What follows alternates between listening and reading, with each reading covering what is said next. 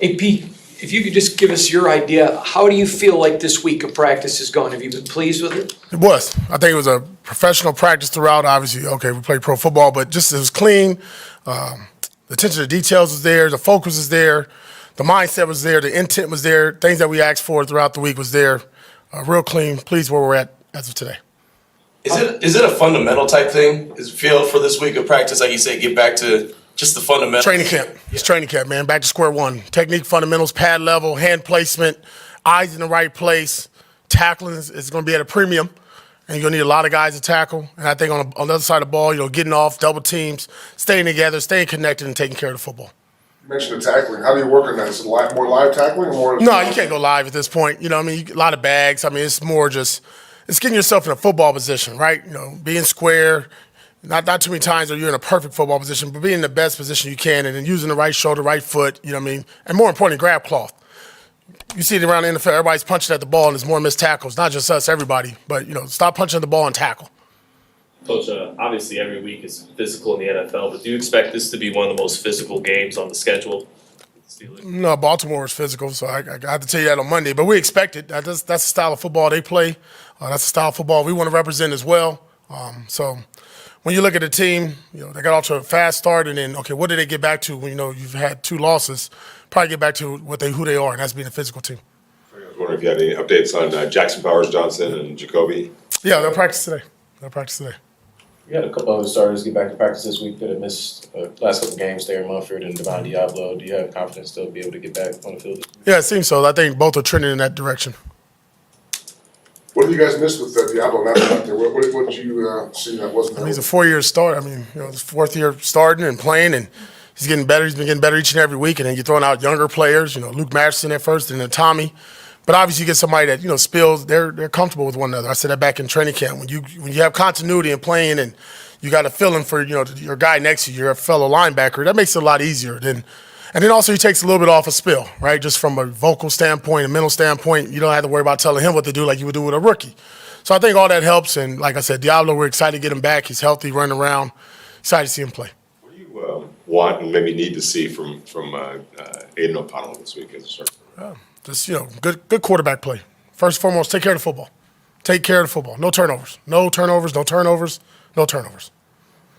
Tommy Eichenberg was telling me in the locker room yesterday or the day before, I don't remember which, but obviously your personalities are different, but you play the same in how he appreciates his quarterback coach, appreciates his Patrick, but your input to him carries a lot of weight. Do you talk about your relationship with him, please? Yeah, I think being biased with all the linebackers, I find my way to get to them throughout the week. If it's in a building, it might be on the field, might be in the cafeteria, and just talk life, and then more importantly, football and just linebacker play. I always say, it's got to look right, it's got to sound right, you got to talk right.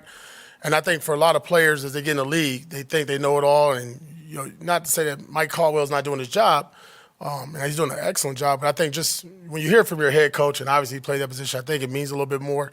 But also I want them to understand that I was in his position. I started as a rookie, played as a rookie. So there was times that I felt lost or like, man, why is it not coming as easy? Why am I struggling in certain things? And just to make them, kind of put them at ease. And that's with Tommy. But with all the backers, I've always tried to find something throughout the week that I can hit them on, even with Spill. I go to Spill every game before the game and pregame warmups, and I tell him he's the baddest SOB on the field today. He needs to be the best linebacker on the field, and he's done that now for 5 games.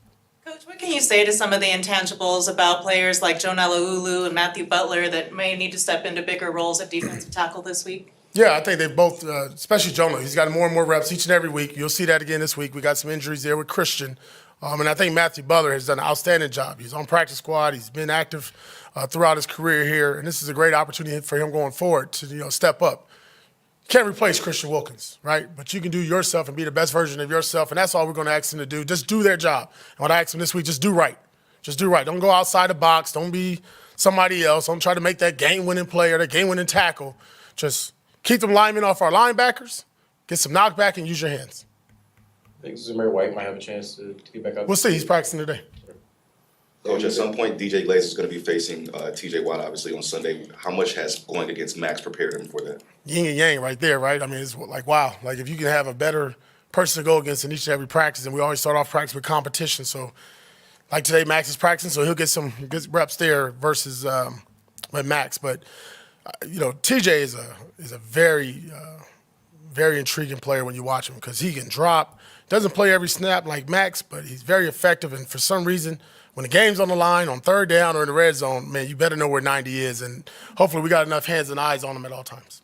They also have Cam Hayward coming to town, so how much of a challenge is this offensive line going to face on Sunday with those guys? Yeah, I mean, you're talking about one of the best probably of all time, inside and just a consistent pro. I mean, he's a badass. I just remember 2 years ago him just pretty much tearing our game apart. We played up there in Pittsburgh. I think it was Christmas Day or so, Christmas Eve. But a really good player, physical. I mean, it starts with them. When he's in the game, it's difficult to run the ball, especially at him.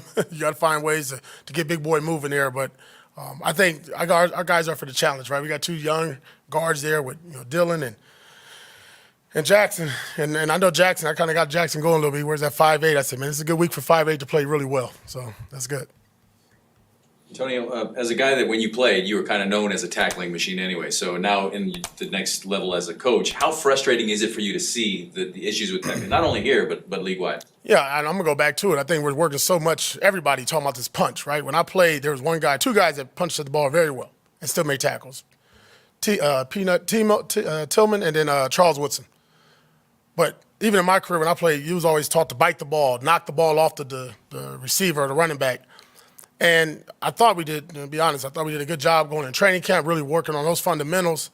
But they started to creep up. I saw a little bit of it in preseason. Okay, preseason, we get in season, guys will get better. But it has been an issue for us. And again, this week, that was the first two things we did in every period was tackling and ball security.